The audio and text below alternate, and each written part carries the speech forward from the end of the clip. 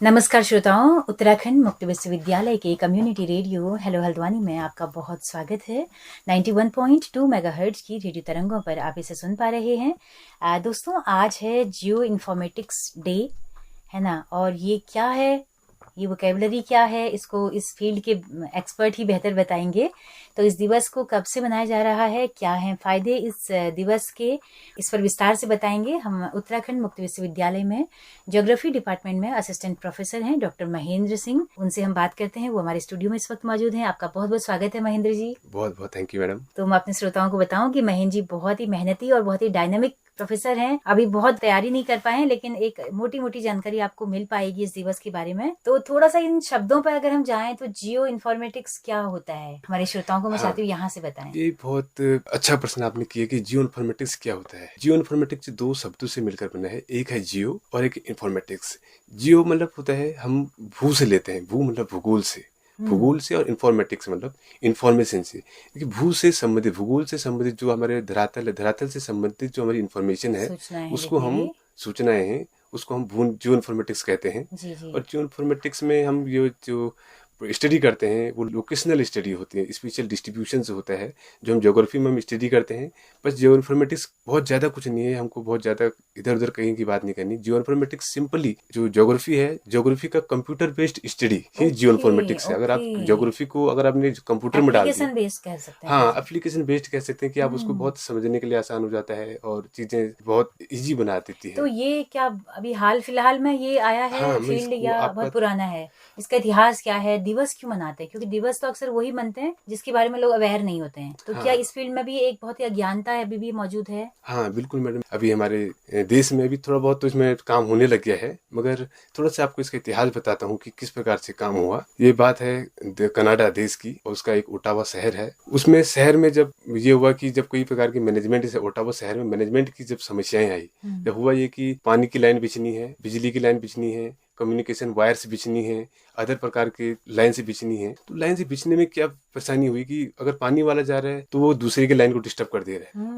और कोई other line वाला जा रहा है तो किसी अन्य के उसको डिस्टर्ब कर दे रहा है। तो इस कार्य के लिए एक व्यक्ति को चुना गया, उनका नाम था रोजर टॉमलिंसन। उनसे ये टारगेट दिया गया कि आप इस समस्या को सुलझाएं कि किस प्रकार से हम अपना स्मूथली काम करें, प्रॉपर मैनेजमेंट के साथ करें, ताकि कार्य का दोहराव ना हो, कार्य एक का कार्य दूसरे के कार्य में व्यवधान पैदा न करे। तो उनको ये दिया गया। रोजर टॉमलिंसन एक कंप्यूटर साइंटिस्ट थे, उन्होंने इस टास्क को लिया और इस कार्य को उन्होंने किया, और उन्होंने इसके लिए एक शब्द रखा, ज्योग्राफिकल इंफॉर्मेशन सिस्टम। उन्होंने इसको दिया। उसके बाद इसमें ओवर द टाइम ग्रोथ होते गई, सब्जेक्ट बढ़ता गया। इसमें फिर एक प्राइवेट कंपनी उतरी, इसरी, उसका नाम है इन्वायरमेंटल साइंस रिसर्च इंस्टीट्यूट। फिर इसने काम करा और इसी कंपनी ने 15 नवंबर 1999 को प्रथम जीआईएस डे के रूप में मनाया। क्योंकि ये एक बहुत वास्ट सब्जेक्ट है, इसका सब्जेक्ट सिर्फ ज्योग्राफी ही नहीं है, इसमें हम जो भी हम मैपिंग का काम करते हैं, ये बहुत सारे इसकी एप्लीकेशन के बहुत फील्ड हैं। इसमें हम जब देखते हैं तो ये 1999 से इसका प्रारंभ हुआ, और जो लोगों में अपने व्यवहारिक ज्ञान को बढ़ाने के लिए और ज्योग्राफी के एडवांस टूल में इसको डाले गए, और उसी प्रकार से जीआईएस डे भी बनाया गया। क्या बात है, क्या बात है। वो बहुत ही शानदार तरीके से आपने इस इतिहास को बताया, और अब थोड़ा सा समझ में आ रहा है कि क्या है जियो इन्फॉर्मेटिक्स। तो जैसे ही मतलब हम देखते हैं कि शहरीकरण होता है, शहरों में कई तरह की लाइंस बिछती हैं आजकल, कई सारे ऑप्टिकल फाइबर्स की लाइन बिछ रही है ना, मोबाइल टावर की बिछ रही है। तो फिर उसके बाद ये फील्ड कैसे कैसे आगे बढ़ा, थोड़ा सा आप इस पर नजर डालें। हाँ, निश्चित रूप से जब ये हुआ कि किस प्रकार से ये फील्ड आगे बढ़ने लगा, और किस प्रकार से इसमें डेवलपमेंट में, एप्लीकेशन डेवलपमेंट में, मैनेजमेंट में, प्लानिंग में इसका एप्लीकेशन बढ़ते चले गया। अब इसमें देखा गया कि जब उन्होंने इस काम को वहाँ ओटावा शहर में सक्सेसफुली कर दिया, तब उसमें किसी प्राइवेट कंपनी, मैंने आपको बताया इसरी, इसमें कूदी, और उन्होंने इसको एक अच्छे से अच्छे सॉफ्टवेयर बनाने का प्रयास किया। अभी जो उनका इसरी का है वो ArcGIS के रूप में उनका सॉफ्टवेयर है, जो एक स्मूथ सॉफ्टवेयर है। थोड़ा पेड उसमें पैसा जरूर लगता है एक बार उसको खरीदने में, सॉफ्टवेयर खरीदने में, मगर बहुत स्मूथ सॉफ्टवेयर है। उसमें जब ये आगे बढ़ा तो उसको अलग अलग फील्ड ने अपने अपने कार्य क्षेत्रों में लेना शुरू किया। अब मैं आपको एक बहुत अच्छा उदाहरण बताता हूँ, आपको बहुत अच्छे से आपके श्रोताओं को भी इससे क्लियर हो जाएगा। बात है आज से 1-2 साल पहले उत्तराखंड राज्य के ही शासन से आदेश आया कि आप ऐसे स्कूलों का चयन करें जिनमें छात्र संख्या 50 से कम है। अब आप सोच सकते हैं कि इस कार्य को करने में कम से कम 2-3 महीने का समय तो लग ही गया हो। तो हम आपको बताता हूँ कि यदि हमारा जो स्कूल का जो मैनेजमेंट है यदि जीआईएस बेस्ड होता तो इसमें हमें कुछ नहीं करना है, हमको कंप्यूटर में जाना है और कंप्यूटर में हमको कहना है कि हम कमांड देनी है कि ऐसे स्कूल हमें बताएं जिनमें छात्र संख्या 50 से कम है। वो आपको पूरी लिस्ट निकाल के देगा एक ही कमांड में, और न सिर्फ लिस्ट देगा, वो आपको स्पेशल डिस्ट्रीब्यूशन दिखाएगा। ये दिखाएगा कि ये जो स्कूल्स हैं ये उत्तराखंड के किन भागों में है। अब हो सकता है कि मैदानी क्षेत्रों में कुछ स्कूल पास हो, कुछ बच्चों को एक स्कूल से दूसरे स्कूल में रख दिया जाए, लेकिन पर्वतीय क्षेत्रों में हो सकता है दूरी बहुत ज्यादा हो जाए। तो आप हम उसमें अपना जीआईएस का टूल यूज करके ये भी देख सकते हैं यदि हम इस स्कूल के बच्चों को किसी दूसरे स्कूल में डालेंगे तो उनको क्या डिस्टेंस कवर करनी पड़ेगी। तो बहुत अद्भुत है। महीनों के कार्यों को आप सेकंडों मिनटों में कर सकते हैं। तो क्या सरकारें इसका इस्तेमाल कर रही है, मतलब कि हर हाँ, चीज, और कैसे जोड़ा जाता है किसी भी विभाग को जीआई बेस्ड सिस्टम से हम कैसे जोड़ेंगे? ये आपने बहुत सुंदर प्रश्न किया कि सरकार इसमें क्या कार्य करी। मैं आपको इसमें विश्व स्तर की बातें हम कर चुके हैं कि किस प्रकार से हो रहा है। कनाडा से अमेरिका, यूरोपियन कंट्रीज में ये बहुत अच्छा ग्रोथ कर चुका है। अब बात करें भारत सरकार की। भारत सरकार में अभी 4 संस्थाएं हैं जो इस पर कार्य कर रही हैं। पहले मैं आपको बताऊं, उसमें से 2 तो हमारे राज्य में ही हैं। अच्छा। एक है Indian institute of remote sensing, हमारे देहरादून में है। सर्वे ऑफ इंडिया, ये हमारे देहरादून में है। नेशनल रिमोट सेंसिंग एजेंसी, ये हैदराबाद में है। और national atlas and thematic map organisation, ये कोलकाता में है। ये तो हमारे राष्ट्रीय स्तर के ऑर्गेनाइजेशंस हो गए जो इस क्षेत्र में भी कार्य कर रहे हैं। लेकिन मैं आपको एक इससे अलग हट के भी कुछ बातें बताना चाहता हूँ। इसमें अभी हमारा NSDI, national spatial data infrastructure development हो रहा है। उसके तहत सभी विभागों को एक प्लेटफॉर्म पर पूरा डेटा ला करके एक प्लेटफॉर्म पर पूरा डेटा ले आए। उसके बाद हमें किसी अन्य डिपार्टमेंट का, अगर कोई मैनेजमेंट का व्यक्ति है तो उसको अन्य डिपार्टमेंट के पास जाने की जरूरत नहीं पड़ेगी। मैं जैसे आपको बताता हूँ, एग्जाम्पल के रूप में समझाता हूँ। यदि कोई इलेक्शन ऑफिसर है, डिस्ट्रिक्ट लेवल पर है, उसको अपने बूथ सेलेक्ट करने हैं, तो पहले अगर उसको मैनुअली मीटिंग करानी है, अगर आप जीआईएस टेक्नोलॉजी का यूज नहीं कर रहा है तो उसको पहले अपने बूथ कहाँ कलेक्ट करें उस ऑफिसर को बुलाना पड़ेगा। दूसरी बात, जल निगम को बुलाना, जल संस्थान को बुलाना पड़ेगा, पानी वहाँ है कि नहीं है। विद्युत वालों को बुलाना पड़ेगा, वहाँ विद्युत है नहीं है। यदि आप एक प्लेटफॉर्म पर, एसएसडीआई हमारे उत्तराखंड पे भी काम चल रहा है, इसमें बहुत सारे स्टेट हैं ऐसे जो पूरा कर चुके, लेकिन उत्तराखंड में भी चल रहा है, बहुत जल्दी इसकी पूर्ण होने की संभावना है। यदि पूरा हो जाता है तो मैनेजमेंट में ये सुविधा हो जाएगी कि एक प्लेटफॉर्म पर आ जाएगा। अब डीएम मान लीजिए कि इलेक्शन ऑफिसर हैं, उसमें आप उनको चाहिए कि बूथ में हमारी क्या क्या सुविधाएं हैं, बूथ में आप पूरा उस एक ही कमांड से क्लियर हो जाएगा कि पानी है नहीं है, लाइट है नहीं है, रोड से क्या डिस्टेंस है। तो हमारे जो बूथ पे जाने वाले लोग हैं उस हिसाब से भी, और जो वहाँ पर क्या फैसिलिटी है, क्या क्या वहाँ पर आवश्यकता पड़ सकती है हमें, उस हिसाब से भी हमको मैनेजमेंट बहुत बहुत स्मूथ काम कर सकता है। क्या बात है। तो क्या विभाग जुड़े हैं जीआईएस से और कैसे जुड़ते हैं? हाँ, जीआईएस से विभाग जुड़े हुए। एक्चुअली इसमें मैं आपको थोड़ा सा उत्तराखंड के संदर्भ में बताना चाहूँगा। राष्ट्रीय स्तर पर तो बहुत अच्छा काम चल रहा है। उत्तराखंड के संदर्भ में प्रोफेसर जीएस रावत जी का नाम बहुत प्रसिद्ध है इस क्षेत्र में, क्योंकि उन्होंने जीआईएस उत्तराखंड में तो विशेष रूप से उनका बड़ा योगदान है कि उन्होंने जीआईएस को उन्होंने यहाँ विस्तार दिया। वो यूएसए से पढ़ाई करके आए अपना, उसके बाद उन्होंने वहाँ से इस टेक्नोलॉजी को सीखा और यहाँ विस्तार किया। एसएसडीआई में भी उनका बहुत बड़ा अच्छा योगदान है। 2003 में अल्मोड़ा में जीआईएस सेंटर खुला, और जीआईएस सेंटर खुलने के बाद वहाँ पर को उत्तराखंड की डिस्ट्रिक्ट, ब्लॉक्स और तहसील विलेजेस की लेयर से बनाएगी। उसमें ये होता है कि मैप्स बनाएंगे। उसके बाद अब बारी आई डिपार्टमेंट्स को जोड़ने की। धीरे धीरे करके इनमें डिपार्टमेंट को जोड़ा गया है, पुलिस डिपार्टमेंट को जोड़ा गया है, जल निगम को जोड़ा गया है, जल संस्थान को जोड़ा जा रहा है। एक्चुअली इनका सबका डेटा इंफ्रास्ट्रक्चर तैयार है। बस एक बार ये इनका हमारा जो एसएसडीआई है, एसएसडीआई का वेब पोर्टल है हमारा, वो तैयार हो जाए, उसके बाद हमारे लगभग इसकी क्लियर तैयारियां पूरी हो चुकी हैं। अब थोड़ा सा राज्य सरकारें हमारी बहुत तेजी से काम कर रही हैं, थोड़ा समय लगता है तकनीकी चीजों में। अगर एक बार ठीक हो जाएगा तो ये सब अच्छा हो जाएगा। एक्चुअली इसमें विभागों को जोड़ने की बात है, कैसे जोड़ सकते हैं। इसमें जोड़ने के लिए हमको विभागों से व्यक्तिगत रूप से संपर्क करना पड़ता है, और कभी कभी कोई विभाग जागरूक होते हैं, उनको लगता है कि ये कार्य मेरे फायदे का है, तो वो स्वयं भी आपके साथ संबंध स्थापित कर लेते हैं कि हाँ, हम भी जुड़ना चाह रहे हैं और हमको भी इसमें रखिए। तो इस प्रकार से भी होते हैं। तो काफी डिपार्टमेंट जुड़ चुके हैं मैडम अभी तक। सरकार का कोई मिशन भी है कि इतने सालों तक हम जो है सारे विभागों को इससे जोड़ लेंगे? अभी एक्चुअली मैडम इसमें राज्य सरकार की कोई ऐसी नीति तो नहीं, कोई स्पष्ट नीति तो नहीं है कि हम कब तक का जोड़ लेंगे, मगर यह है कि राज्य सरकार बिना किसी आदेश के, बिना किसी नीति के, मतलब अपने स्मूथली जोड़ना चाहती है, कोई जोर जबरदस्ती नहीं करना चाहती है, चाहती है कि हाँ अच्छे सब लोग खुद से जुड़ जाएं, प्यार से जुड़ जाएं। क्या क्या फायदे हो सकते हैं, वैसे तो आपने बता ही दिए हैं। हाँ, अगर कंक्लूड हम करें इस बातचीत को, हाँ, तो कितना फायदा होगा अगर सारे विभाग इससे जुड़ जाते हैं, तो कितना मतलब हमारे जो काम के जो आवर्स हैं वो कम हो सकते हैं, हमारी कैपेसिटी बढ़ सकती है। हाँ जी मैडम, ये आपने बहुत सुंदर प्रश्न किया कि क्या क्या फायदे हो सकते हैं। अब जीआईएस के फायदे आप देखें, सबसे पहले तो इसमें आप देखें कि मैनेजमेंट में इसका कितना अच्छा योगदान हो सकता है। आप किस प्रकार से, अगर आप नगर नगर नियोजन कर रहे हैं तो आप उसका क्या फायदा हो सकता है, मैंने आपको ओटावा के उदाहरण से बताया।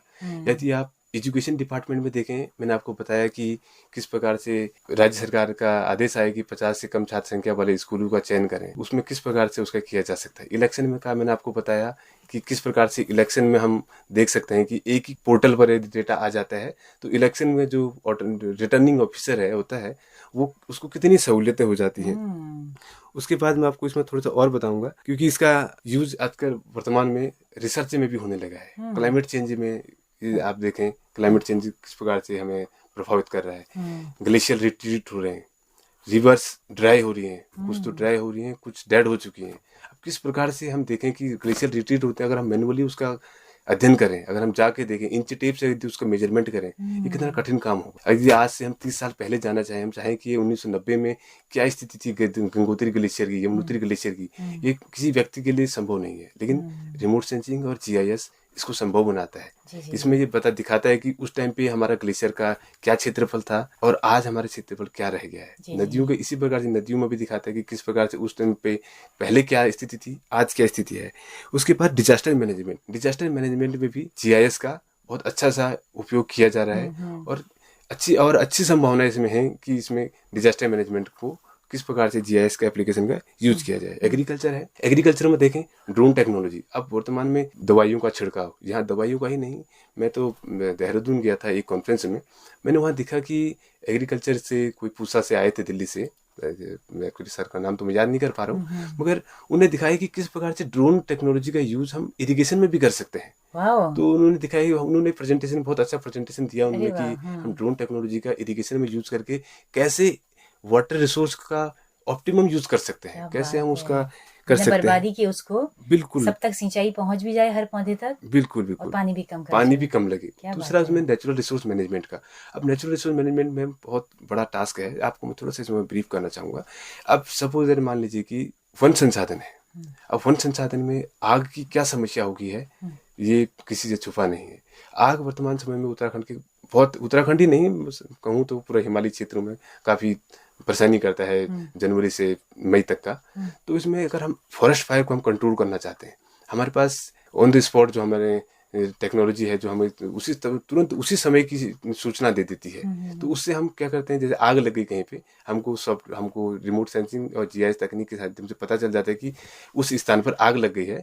तो हम तुरंत अपने फील्ड के अधिकारियों को कहते हैं कि आप वहां जाएं और वहां आग लग गई है और आप उसको बुझाएं, और जो आग बहुत ज्यादा नहीं फैलती है। अर्बन प्लानिंग एक महत्वपूर्ण बिंदु है, इस पर मैं बोलूंगा।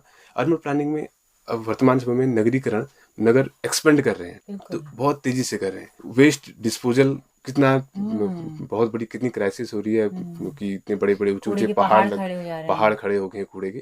तो इसमें जीआईएस एक महत्वपूर्ण सहायक सिद्ध हो सकता है कि आप वेस्ट मैनेजमेंट कैसे करें, आपके डस्टबिन कहाँ हो, आपकी कितनी कितनी दूरी पर आपके डस्टबिन से रहें, आपका नगर कितनी रफ्तार से आपका नगर ग्रोथ कर रहा है, आपको फ्यूचर प्लानिंग क्या होनी चाहिए, अगर इतनी तेजी से बढ़ रहा है, क्या आपने उसमें कोई वेजिटेशन के लिए आपने व्यवस्था कर रखी है, क्या आपने ट्री लाइन का उसमें रखा है।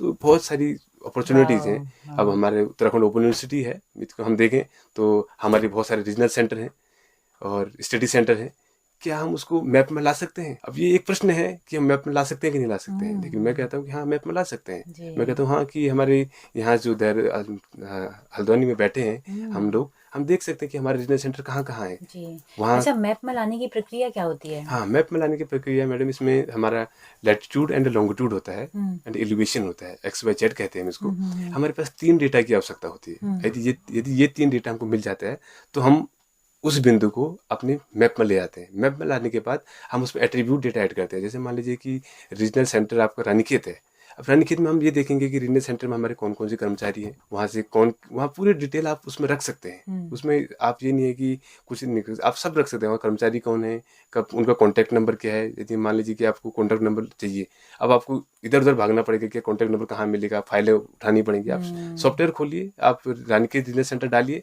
आपको कॉन्टैक्ट नंबर मिलेगा, व्यक्ति का नाम मिलेगा, और जो जो आप इन्फॉर्मेशन उसमें फीड करना चाहते हैं उसमें हम कर सकते हैं। बहुत अच्छा इनिशिएटिव होगा यदि हमारी यूनिवर्सिटी करती है, मुझे खुशी सुंदर होगी। बातचीत आपने बताई और इतने अच्छे सरल एग्जाम्पल हमने हमारे आसपास के देकर बताई है, मजा आ गया सुनकर। महेंद्र जी, हम आगे भी आपसे लाभ लेते रहेंगे, अपने श्रोताओं के लिए बहुत सारी जानकारी हम चाहेंगे कि आप लेकर आए हैं।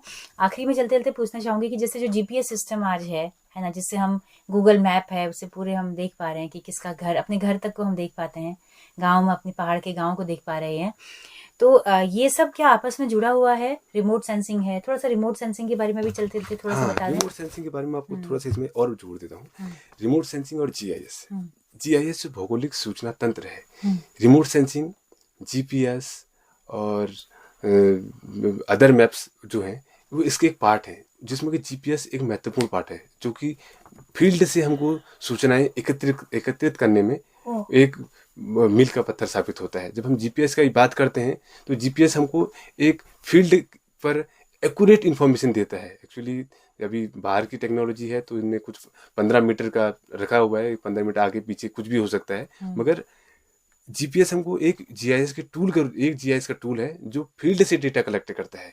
और रिमोट सेंसिंग अगर आप सिंपली समझे, रिमोट का मतलब हुआ दूर, सेंसिंग का मतलब हुआ सेंस करना। अब यदि आप किसी वस्तु के बारे में दूर से ही महसूस कर लें और उसको जानकारी को इकट्ठा कर लें, यदि मान लीजिए कि आप बाहर अपने कमरे में बैठे हैं और किचन में आपने कुछ सब्जी रखी है, यदि वो हल्की स्मेल आए उसमें से और आप उसको महसूस कर लेते हैं, तो ये एक रिमोट सेंसिंग है। उसी प्रकार से हमारे सैटेलाइट में, हमारे डिफरेंट प्लेटफॉर्म्स पर सैटेलाइट लगी हुई है। वो सैटेलाइट हमारे अर्थ सरफेस की डिफरेंट ऑब्जेक्ट को इंफॉर्मेशन कलेक्ट करती हैं, और उसी इंफॉर्मेशन को हम जीआईएस सॉफ्टवेयर की, जीआईएस तकनीक की सहायता से ऑब्जेक्ट को क्लियर करते हैं कि कौन सा ऑब्जेक्ट क्या है, कौन सा ऑब्जेक्ट क्या है। उसमें हम एनालिसिस करते हैं और उनका पूरा विश्लेषण होता है कि डेटा का, कि हम किस प्रकार से डेटा है हमारा। क्या बात है, क्या बात है, वाह। तो कोई संदेश हो चलते चलते आपका हमारे तमाम श्रोताओं के लिए? संदेश तो मेरा यही है मैम कि जीआईएस डे में आप बहुत बढ़ चढ़ कर इसमें भागीदारी रखें, और आप इसको देखें कि किस प्रकार से जीआईएस काम कर रहा है, और किस प्रकार से जीआईएस की अपने अपने विषय में, हमें ये नहीं है कि इसमें सिर्फ ज्योग्राफी का ही है, सिर्फ जियो इन्फॉर्मेटिक्स का ही है। इसमें सभी विषय जीआईएस से अपना कार्य को आसान कर सकते हैं। सभी विषय में आपको किसी भी विषय का उदाहरण दे सकता हूँ, मगर यदि आपको इतिहास का उदाहरण तो इतिहास का विद्यार्थी कह सकता है कि मेरे इसमें क्या पल्लव है। तो मैं आपको बताऊं, यदि हम इतिहास की बात करें तो इतिहास में विभिन्न कालखंडों में विभिन्न शासकों ने शासन किया। क्या हम अपने बच्चों को ये दिखा सकते हैं कि मैप के थ्रू दिखा सकते हैं कि किस शासन के काल में कितना शासन, कितनी भूमि पर किस किस के शासन का राज था।